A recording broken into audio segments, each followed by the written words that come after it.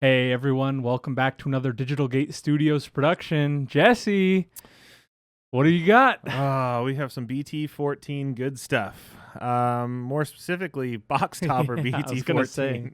BT14. This is a pet deck of mine that, man, I've been waiting for this new piece for it forever. And man, we're going Lord Knight. We're going BT5, old school.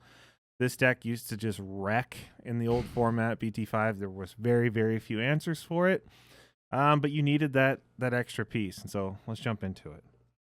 The egg sucks. That's how we're going to start this video. The eggs in yellow they're just not great.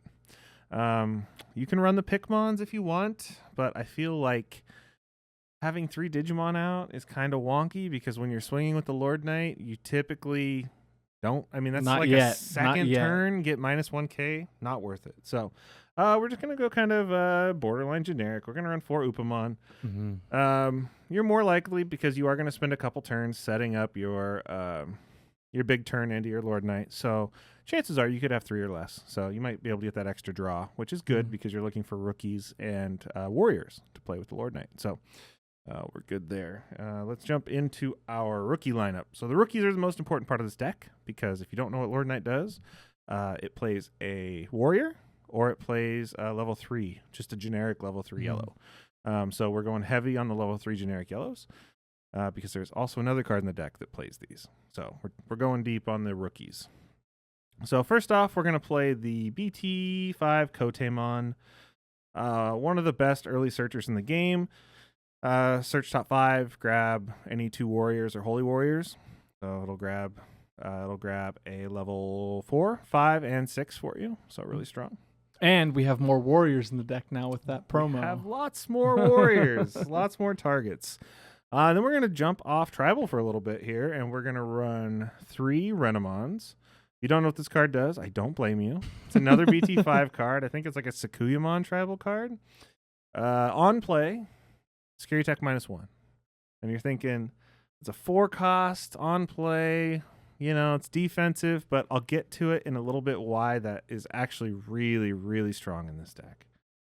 So let's jump into some more offensive cards. This is one that was very traditionally played as a 4 of an old school Lord Knight, but obvious reasons. You're going to play it. You're going to swing with Rush. Good old Bushy. I think it's a lot. You will have a Lord Knight on the field or in the raising or something like that, and your opponent has 2 security, and they're like, "Oh, I'm probably pretty safe from here." Yeah. Double Bushy coming at you. Yeah. And then we got 3, 3, and 3. Those are our 3 ofs. Now we're going to get into some 2 ofs. We're going to jump into Starmons. So this used to be an old 4 of in the deck as well. We did have to make some room for some new additions. You guys are just going to see a lot of old cards in this deck because the deck was really strong the way it was and just kind of got power crept out because you were looking for a couple last pieces to make it really fast and consistent. So Starmons on play. It's a good end of your combo card to play because everything on your field gives it minus 1k more to its effect, so you can pop a pretty big body at the end. Even if you want to hard play it and kill a floodgate, very play by effect floodgates are a very big counter to this deck. And there's another new one. So red has a play by effect floodgate as well. So needs to die, but luckily for yellow, DP minus is everything, so it's fine. This one is a Basil special. This was not in the deck originally, and he convinced me to put this in, and oh my god, it's done absolute wonders. 2 Cutemons.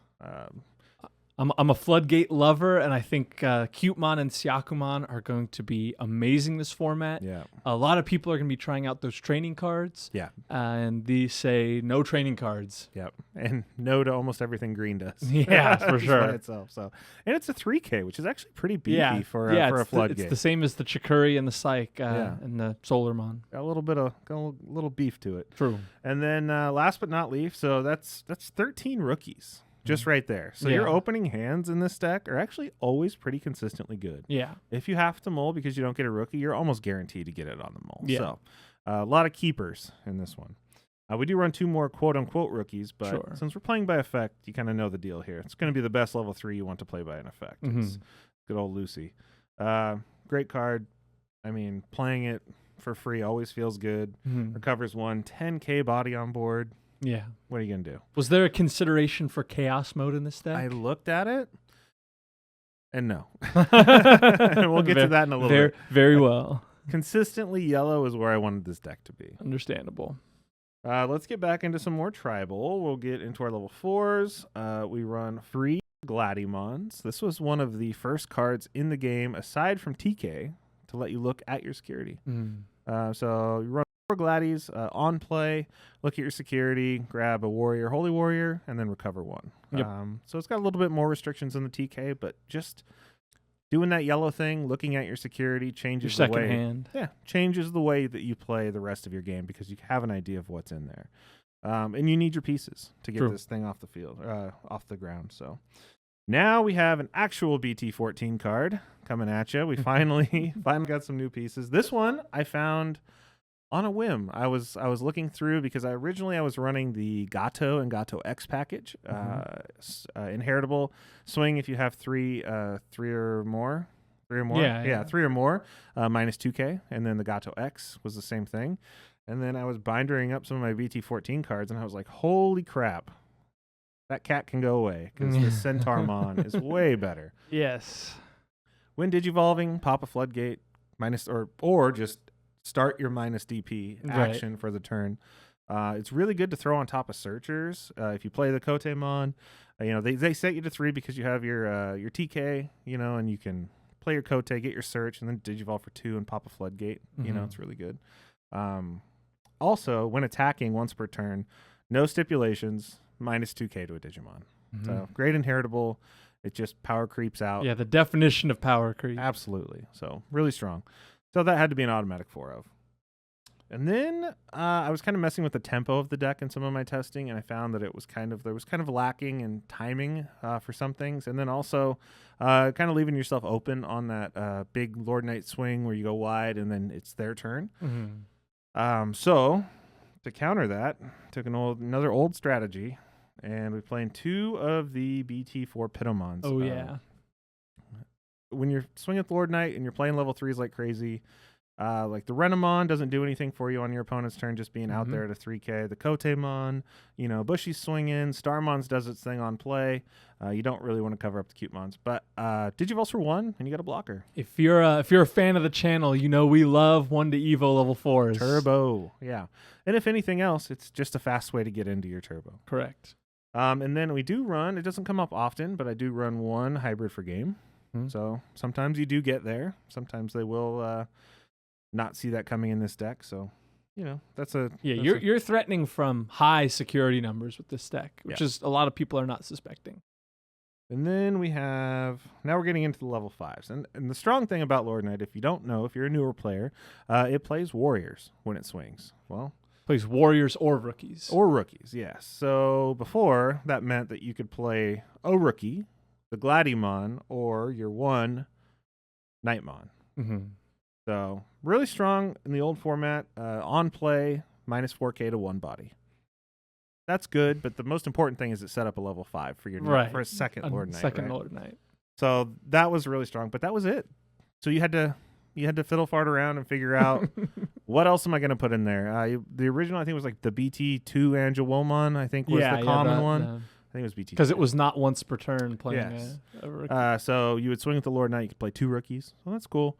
But you really want to be able to play. You wanted to play a 7-cost card for free. That's what you wanted. Give me another Knightmon, we called to Bandai from the rafters for years and years. And guess what? The crazy bastards. They're like, here you go. This is the MVP of the deck. This card is insane. This is the new promo the promo Knightmon. Plays for free when you swing with the Lord Knight. Even if you don't play it for free, 7 is still really good for this. If you have other things on the field, because a lot of times you'll have Kotemon Searcher. You can play something at a raising and then hard drop this for 7. Give them 4, and you're negging. So if it's a blocker, which already is really good. 7K blocker, doesn't die to Crimson Blaze. Survives that. On play and when digivolving. So this one was just an on play. So it was just kind of like we're giving you a level 5 anyways. Like just do the on play. This one is a blocker, on play and when digivolving. It's just a huge Starmons. It's for everything you have. 3K. Starmons times 3. Yes. And it is amazing. Not only that, that's not even the best part of the card, which you're like, already that's strong because you're playing it for free. You're negging DP. You have a blocker. You're set up for your level 6. The inheritable on this thing is absolutely wild. All you have to do is have a 6 on this, and you're menacing your opponent in ways that they do not expect. Correct. If you don't know what this does, when any other Digimon attacks, whether it's your Digimon, whether it's your opponent's Digimon, doesn't matter.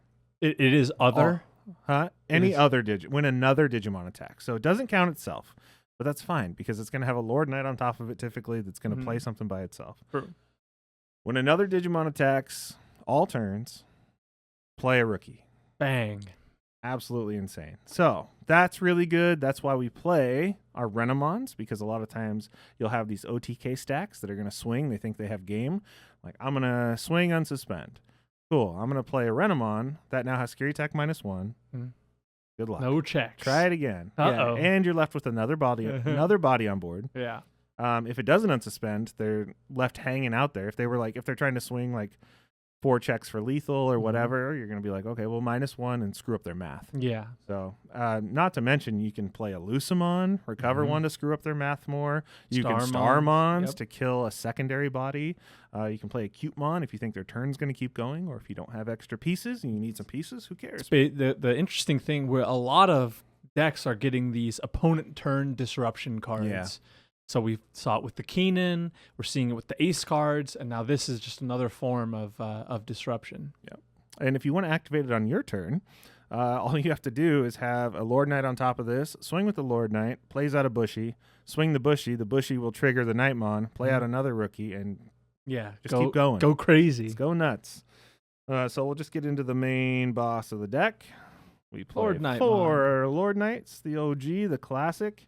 When attacking, play a rookie, play a warrior. Really good. Also, for every body that's on board, other than Lord Knight, it gives them one more K. So, and that's all turns. So you can get this up to like 17,000, 18,000 real easy, real fast. Yeah. So, very strong part of the deck. Now for the iffy spot.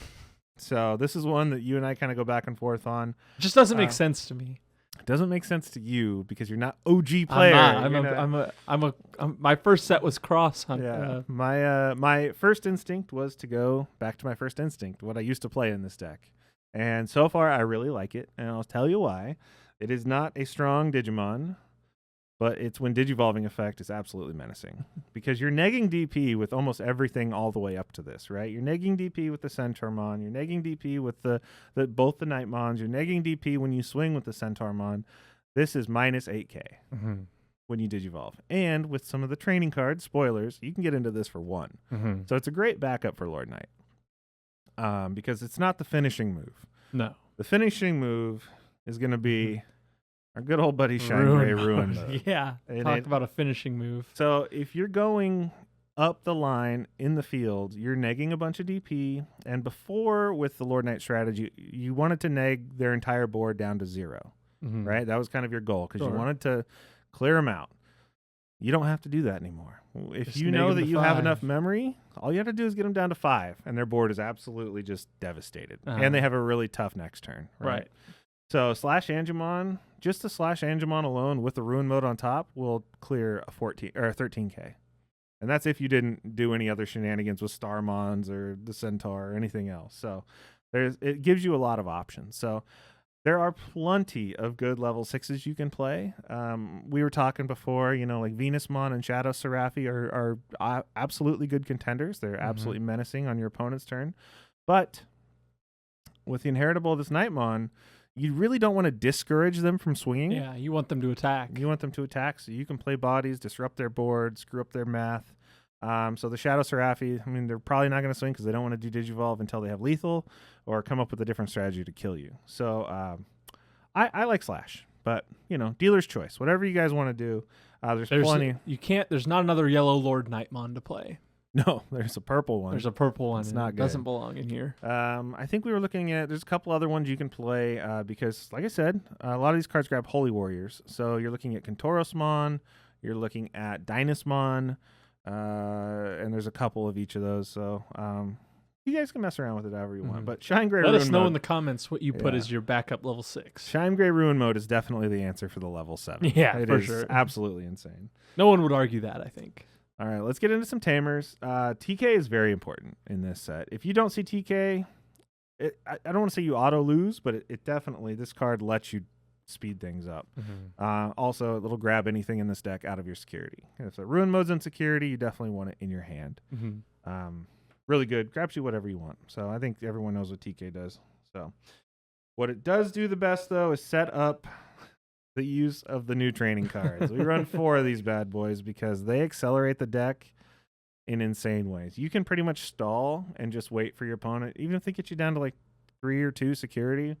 If you have 3 or 4 of these things set up and you're raising, it's time to win. Yeah. It's time to really disrupt. We're going to 7 that turn. Yeah. I mean, because you're skipping Evo costs for level 4, you're Evoing into a Knightmon for 1 or 2, depending on which one. Lord Knight is only a 3-cost Evo. 1 for Lord Knight, and then it's time to go. Even 1 for Slash feels really good. Yeah. You're negging 8k DP, setting up your Shrine Gray for 1. Really, really strong. So don't sleep on the training cards if you're playing a monocolor deck. I don't know if anyone's sleeping on them. Oh, man. For sure. They are. I mean, just start at a 4 of and work your way back. Yeah, right. That's my advice. And then some more good Basil advice. If it's restricted, play it. Yeah. I mean, if you're going to 3 with the TK, it's not a bad. It's never a bad turn. You know. It's true.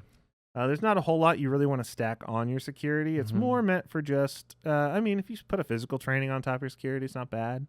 Or if you put our last option, Wyverns, it's always good to put up there. Just a 1 kill spell in the deck. This could be a Lonk. This could be a couple other things. If you don't find the need for this, you know, you can go up a level 6 if you want. You can go an extra Cutemon. Putting an extra rookie in this deck is never going to feel bad. Yeah. It's always going to feel good. So you can go up on any of these however you want. But I think if you guys have these cards, if you got some old cards and you don't know what to do with them, put this deck together. Yeah. It is a blast. It's in a format like this where I think the BT14 decks, in BT13 we're like, oh, everything is one big stack. BT14 has a lot of variation. And I think this deck answers a lot of that variation pretty well. It can deal with tall bodies. It can deal with wide boards. It can deal with a lot of stuff coming out of the BT14 meta. Yeah. And like I said, I mean, unfortunately, we are in a best of 3 format. If we were in best of 1, this would really you'd go a lot farther in tournaments with it because people are like not going to know what you're doing. But take this to your locals. I guarantee you're going to have a good time with it. And like I said, change it however you want. Let us know what you would change in the comments. And feel free to check out the next one. We have an awesome weekly podcast. We want everyone to watch. And like, comment, subscribe. We'll see y'all in the next one.